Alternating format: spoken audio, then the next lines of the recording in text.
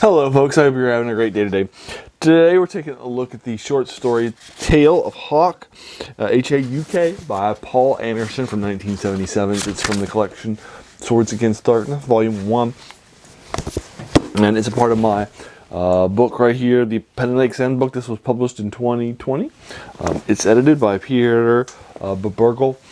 And it takes a deep dive into a lot of things that were written in the a lot of characters, a lot of things that were written and were influential in the creation of Dungeons and Dragons.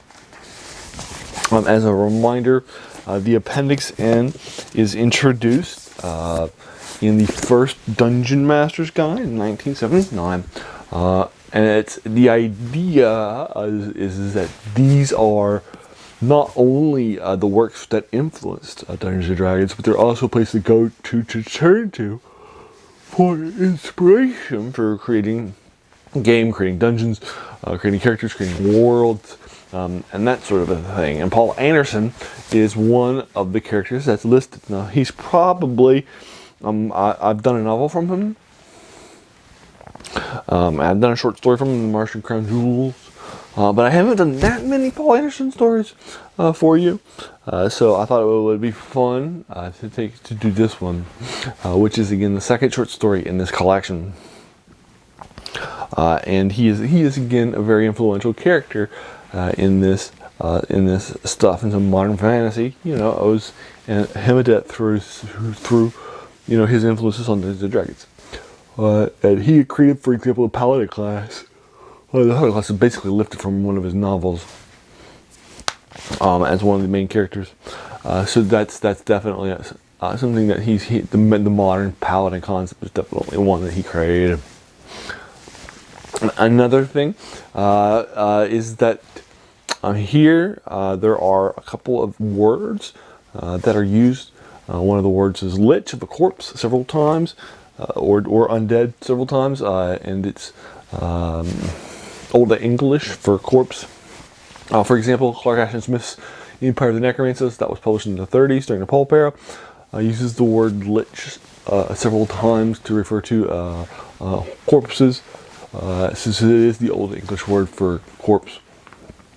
Later on, after Dungeons and Dragons, Gary Gygax publishes his stuff, the word lich becomes more associated with an evil, very powerful wizard who tries to keep themselves alive and has an ability to turn themselves into this nasty, evil, undead creature who has the ability to sustain their life. And this sort of idea that they have they keep a lot of their brains, they keep a lot of their intelligence, and that sort of a thing. So that idea of a lich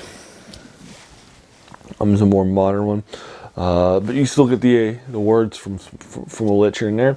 Another thing that's very interesting is that he also uses the word drow several times in this 24-page short story to refer to an undead opponent. Drow's a Scottish word that means like a sickness or bad weather. It doesn't mean undead, so I don't know if this might be where the idea of the drow came from, as something other than that Scottish word. But maybe that's where Gary Gygax got the idea of the drow as something other than just a Scottish word for this couple of definitions out there. So maybe that was an influence too. Who knows? And this was published in 1977, again before the drow were introduced in the Giant series and Against the Giant series as one of the big bads a year or two later in that module series. And then they would later become a big part of Dungeons & Dragons and modern fantasy through characters like Sword.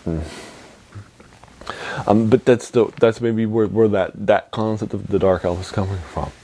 But anyway, another thing that's pretty interesting here is that this is more of a Norse feeling short story, the Tale of Hauk, Hauk.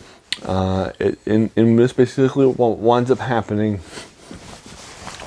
is that our main character is the son of a guy who's getting a little older, who's getting a little more dilapidated. He's acting more angrily with his staff. and thralls that are serving him, that sort of a thing. He's a leader I think it's in Norway. They're at during the reign of King Harold, and he is in charge of a boat with one of his friends, and they take their boats out and they sail all over the world, and they sail to places like north. They trade in everything from furs to cloth, and those sorts of things. So they trade a lot of different things as part of this crew that he's put together. The crew will come to visit back with his dad after they have left for a while, and some bad stuff begins to happen. Anyway, this is 24 pages long. It took me about 50 minutes for me to knock it out last night, where I finished it for the first time. I definitely liked this, and I'm glad that I had a chance to read another short story by Poul Anderson. Again, I've read a couple of novels, Tales of the Flying Mountains and 3 Hearts and 3 Lions, and I've reviewed for you the 3 one, which is probably one of the most influential novels on modern Dungeons and Dragons that you can find. And through that, modern fantasy. So that one definitely is a lot of fun that I've read for you. And there you are. I'll go ahead and leave you to it. Have you read Tales of Hauk? If so, what'd you think? Did you like it or dislike it? Did you agree or disagree with my thoughts in any way, shape, or form? If so, I would be more than happy to engage you with it further in the comments below, whatever your thoughts are. If you like this video, please feel encouraged to hit that subscribe button. There'll be a lot more of these to follow. And then finally, I want to thank you so much for taking some time out of your day and investing in watching my video. We all have so many things that are happening in our lives, and we're pulled in so many different directions.